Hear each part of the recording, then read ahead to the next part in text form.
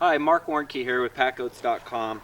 I'm so excited to tell you we finally have the final production model now of the PackGoats.com saddle. And it's been a long, hard-fought battle, over 2 years to perfect it. It just takes a lot more than I ever anticipated. So here's what we got. It's right around 6 pounds, so it's one of the lightest saddles on the market, if not the lightest. The other thing is that we have an extremely low profile. So now when it's on the goat, traditionally your sawbucks clear up here. We're like at least 4.5 inches shorter than any of the traditional sawbucks. And then as well, we have a full adjustability. You have a center that adjusts down, and you also have sideboards that adjust. So now you have full custom fit capability of any goat. So you can fit the wedgiest back alpine, or you can fit that barrel-backed bower. So whatever you end up needing to fit, you can, and that gives you huge, huge advantages when you're running goats in the backcountry for long periods of time and working them hard. So there's lots of different advantages just to the saddle design. It has a built-in pad. It has a slippery surface against the surface of the hair. We have a yoke instead of a traditional breast collar, which eliminates that whole front chafe that always shows up. We also have a britchin that's super light and also very slick that'll eliminate chafing, and anchors in the proper point and geometrically works with the goat's body to hold that load back. Because the biggest problem with the goat is, remember, that load always wants to slide forward on him. It's not as much jeopardy to slide back. It's pretty easy to keep a saddle from sliding back. It's very hard to keep it from sliding forward. And so the custom fit is a critical part of that. So I'm going to show you first how to fit your saddle when it arrives, and we're going to talk about that part. So all we've done is what I suggest you do is you start off with this arch. Now this arch is going to come in your box like it is. It's going to be an arch looking arch equal on both sides. This is going to fit 85% of the goats out there. Only the super big and super little are going to struggle with that. Now I've had this on goats from about 170 to 220 and it's fit perfectly. It'll fit another 30 pounds lower than that and another 40 or 50 pounds bigger than that. I don't feel like there's a goat too big that this saddle won't fit. Obviously there are goats too small for this to fit, but I think that's down in like the 130, 140 category. So anyway, what we're going to do is we're always going to start off with the center anchored in just the traditional arch form that yours is going to arrive in, and then we're going to loosen these so they're loose and we can put them on it. Now you can see I have one side looser than the other, so we'll just go ahead and tighten this one a little bit because it doesn't quite need to be that loose. And what we're going to do is we have it so that it's an Allen wrench fitting, because it's just so easy to take one small little Allen wrench with you in the field and have it be there as a tool in case you need to adjust or tighten anything. So now we have it where it's loose, but it's not super loose. And we're going to go ahead and put it on the back of Thorn here, and we're going to fit it. So what's key with the fitting of this, good boy, is we're just going to put it over the top of him. I'm going to put the britchin back. And I'm going to go ahead and pull Thorn to the side so you guys can see this a little better. Now what I'm looking for is I'm looking for that shoulder blade, and you can feel a goat's shoulder blade really easy. His is right here. So I'm going to take that pad, and this is too short, so I'm just going to pull that up. I'm going to take that pad. Remember, that pad is about 1 inch over the actual board that's underneath. So I'm going to take that pad and take it right up into the edge of that shoulder blade, and then I'm going to press down. The reason I'm going to press down is to get that board to flex and to act like a load, and we're going to fit it right to his body. So now this is fit to the goat. Look, he arched up. Come on, Thor, pick your head up. Pick your head up. Come here. Good boy. So now it's fit to his body. I'm going to make sure that's nice and where it needs to be. Okay, good. And what we're going to do is we're going to tighten the back.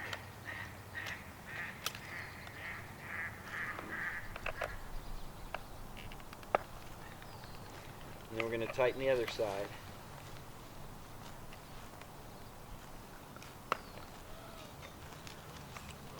Then what you're going to notice is that on some of these goats, they are different from front to back, and this is a goat that is, and that's why I picked Thorn, is I wanted to show you this.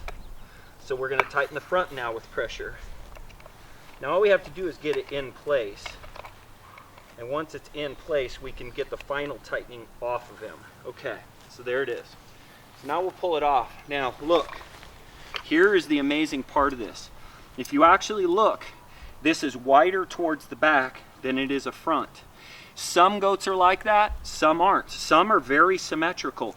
But for the goats that aren't, can you imagine the fit difference? It's huge. This part is a huge aspect of custom fitting, because not every goat is the same from front to back. They're not the same angle on their sides.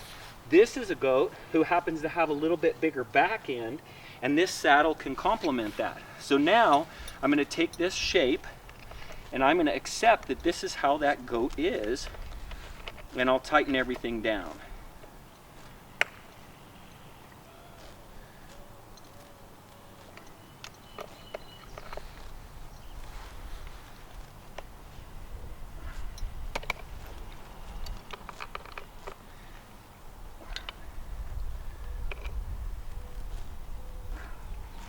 Okay, so you can see how that's wedged?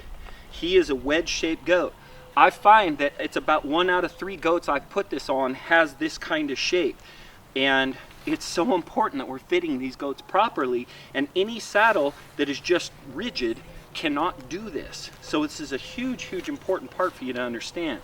Now, we're gonna go ahead and put this on him. Now that it fits him, we're gonna go ahead and put it on him like we should. We're gonna mount it from the left. Bring it over him. Now, Thorn, come here, buddy, so they can see. Good boy, good boy. Now we're gonna, again, go right behind the shoulder blade, and I'm gonna always start at the cinch first. So, sorry, Thorn, I put you in the wrong spot. Come here, buddy. Good boy. All right, so now we're gonna start at the cinch. Right behind the shoulder blade. What we want is to be able to take this strap one hand behind the armpit. So we're going to go ahead. Now you'll also notice the way I designed these, the way we designed these, was that we get to use a pulley effect.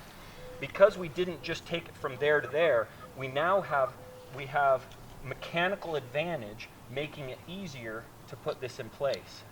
That is a very hard move with another kind of attachment where it just goes directly from here to here because you don't have the pulley effect. Once you get it like that and you want to tighten it, you just go right here.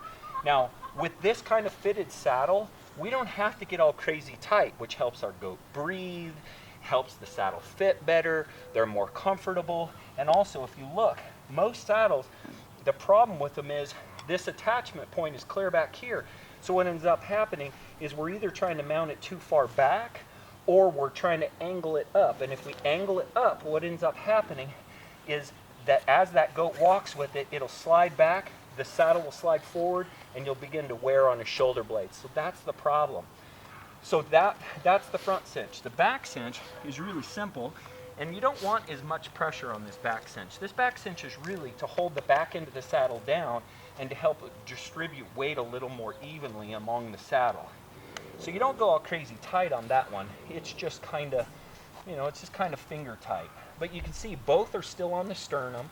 It's way away from the penis. The penis is clear back here. On a lot of double cinch rigs, you're running this back cinch clear to the penis, and so your setup's clear back here on their belly. Can you imagine trying to carry weight with it cinching in right here? So that's what we've addressed. Now the yoke, super simple. Just goes right around the neck. And this fits even my biggest necked goats, so you don't have to worry about fit that way. I did have this on a smaller goat last, so I'm going to have to increase the size. Thorny. So there's that. So, and it has independent ability, so you can cinch one down and then the other. So if you pull more here, and you want it to pull here on each side, not on the bottom and not on the top. You want it to pull from here. Go boy. Go boy. And then let's do the britchin. Now the britchin's pretty simple. It's okay, buddy. It's okay. On the britchin, you always want to make sure. Now again, I had this on a much smaller goat before, so we're going to go ahead and increase the size. Now you'll notice, see how much extra strap we have? That's so you can fit any goat with this, right? Now what we want on this back end of this britchin is we want this part of the britchin to be just over. A goat's back comes here, then goes on a 45. We want it just over the top of that 45 on the back part. And then we want to cinch this up evenly. And then we want to pull this up. And now we have that right angle. So see how that angle is symmetric from here back? And what happens now is it won't, when it's under tension, it won't pull up over the top, and it'll even distribute here rather than being at an angle and creating chafe. You want it just a couple inches below the butthole, excuse my French, but that's where you want that. And now you can see this saddle is fitted and ready to go. So that's the saddle. Now, we do have some exciting innovations with the panniers as well, the critter getters, full adjustability, and we added one new twist to them this year, so I'll introduce those to you next. All right, so now to the critter getter panniers. Now these are the same exact design that we did last year. We've just added one thing, and that is because I packed out 5 elk this last season in the critter getters. They compressed really small and did really well. They went really big and hauled huge bulky loads really well, and the in-between. Where they struggled was when I was in super hardcore terrain, deadfall, very steep up or down, jumping things, that sort of thing. What could happen is that the panniers could flop up, and if it got caught on something, it could actually flop up and over, and then the saddle would spin and we had a wreck. So what we need to do is we need to secure the saddle down to the side, down to the cinch. So we have 2 clips right here on the cinch that you can get to that allow for you to get to these 2 clips. And then what we're doing is that we didn't add anything to the pannier except for these 2 loops. So we're going to call this Goat 4-wheel drive. When you're going to put it in 4-wheel drive, now bear in mind, 80% of the time, just trail hiking, stuff like that, you don't really need this. It's a little bit extra setup, so you get to decide whether you want to use it or not. If not, these just hang here, they're out of the way, that's the part against the goat. They're just here, and again, if you want to roll up the pannier and put it on empty, or if you want to put it in 4-wheel drive mode. So I'm going to show you how to do the 4-wheel drive mode where now we are secure. So you take it through the pannier, or you take it through these loops. We make the loops to the panniers really long, and you come up to the goat. And again, normally you're doing this with somebody else, so it's twice as easy with somebody else. We're going to click this in, and then we're going to take this right up over the top of the hooks, and there's one. Now we'll do the other side, put it in 4-wheel drive mode. Now normally, again, you'd be doing this with somebody else, so he wouldn't be sitting there with an unbalanced load. We're going to click this in.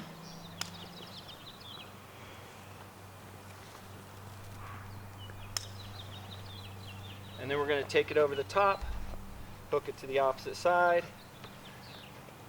Now we take each side and we pull it up, and what it does is it cinches the bag to itself, and now you have an entire compressed lockdown load that is all working together, right?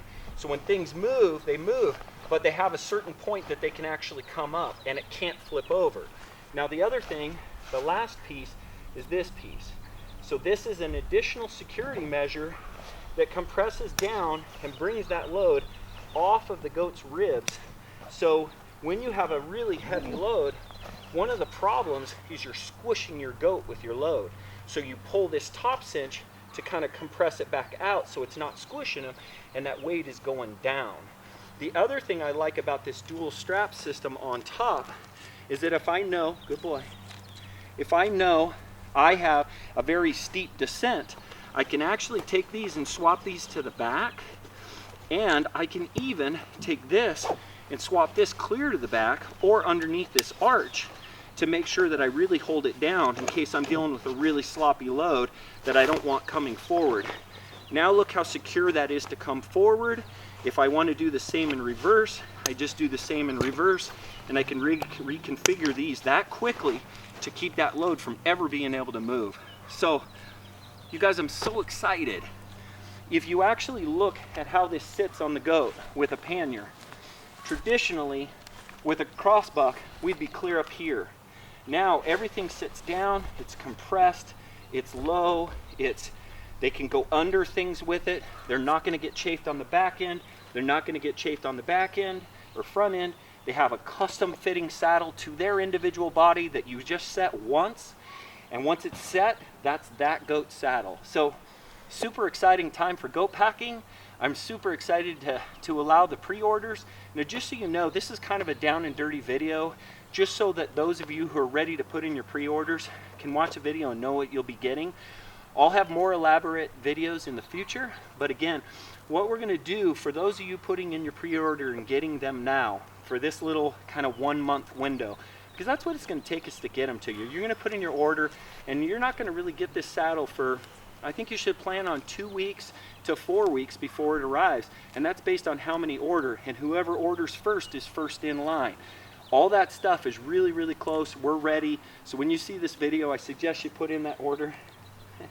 You're gonna lick me. What we're gonna do for anybody who puts in their pre-order, we're gonna give you the shipping. So we're gonna ship it to you for free. So PackGoats.com, exciting times, great saddle, finally available. I'm super excited to share it with you.